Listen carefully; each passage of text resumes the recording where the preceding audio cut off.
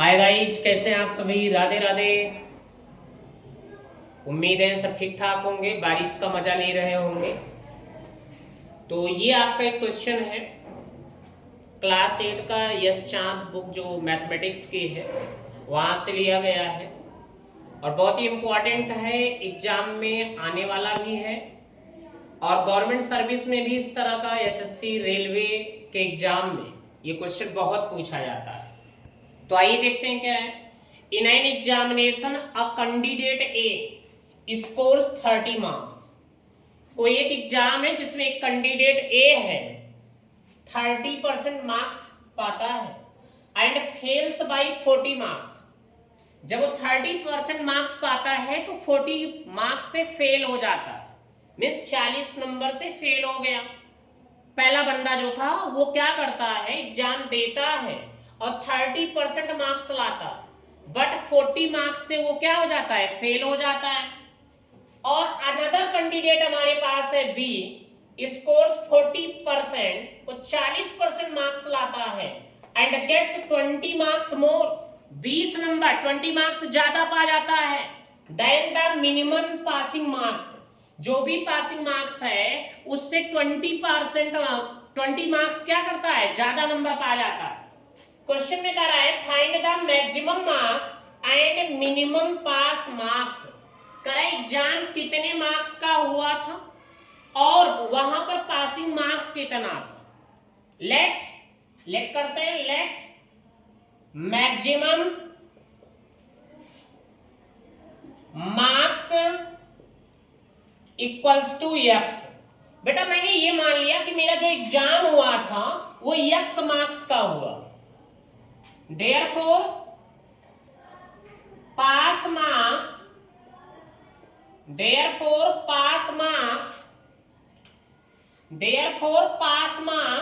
for a के लिए passing marks कितना होगा, ध्यान से समझना।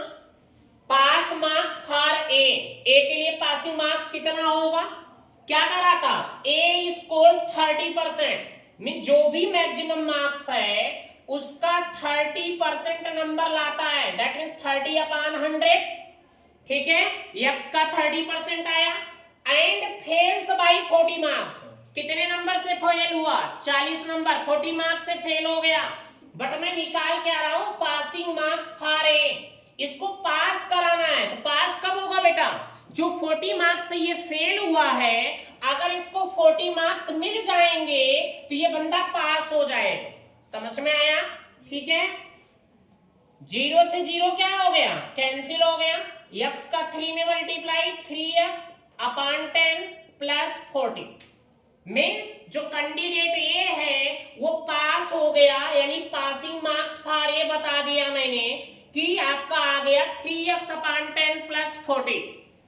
अनदर कैंडिडेट के लिए देखते हैं, पास मार्क्स फॉर बी के लिए पासिंग मार्क्स कितना हो। बेटा बी क्या करता है, कितना परसेंट मार्क्स लाता है, 40% मार्क्स लाता है, मीन्स किसका, मैक्सिमम मार्क्स का। That means x multiply 40/100, but क्या होता है वहां पर, 20 मार्क्स मोर, 20 मार्क्स ज्यादा लाता है, 20 नंबर ज्यादा लाता है, लेकिन हमें पासिंग मार्क्स लाना है, पास मार्क्स लाना है, तो 20 मार्क्स को कम करना पड़ेगा। समझ में आ रहा है ना। अब देखो 0 से 0 कैंसिल हो गया, 4x/10 माइनस 20, कोई प्रॉब्लम, समझ में आया। बेटा अगर आप देखो, चाहे वो कैंडिडेट ए हो या चाहे कैंडिडेट बी हो, दोनों के लिए पासिंग मार्क्स क्या है, सेम है। Since pass marks are same, therefore दोनों के लिए बेटा पासिंग मार्क्स सेम है, तो इसका जो पासिंग मार्क्स होगा ए वाले का, वो पासिंग मार्क्स जो आया है बी वाला उसके क्या होगा, इक्वल होगा। इस पे ध्यान देते हैं। तो पहला क्या है देखो, 3x/10 plus 40 is equal to 4x/10 minus 20। यहां तक चीजें क्लियर है।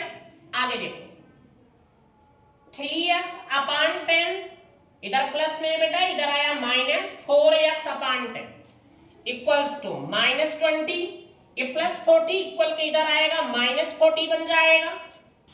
दोनों का डिनोमिनेटर बेटा सेम है, 3x में से 4x निकाल दीजिए, माइनस x आएगा, माइनस 20 माइनस 40 माइनस 60, माइनस से बेटा माइनस कैंसिल हो गया, that means x is equal to, इधर पलटा इधर आएगा मल्टा, मीन्स इधर डिवाइड है इधर आया मल्टीप्लाई, तो कितना आ गया बेटा, ये 600 आ गया, x की वैल्यू 600 आ गया, x की वैल्यू 600 आ गया, x की वैल्यू 600 आ गया, ठीक है।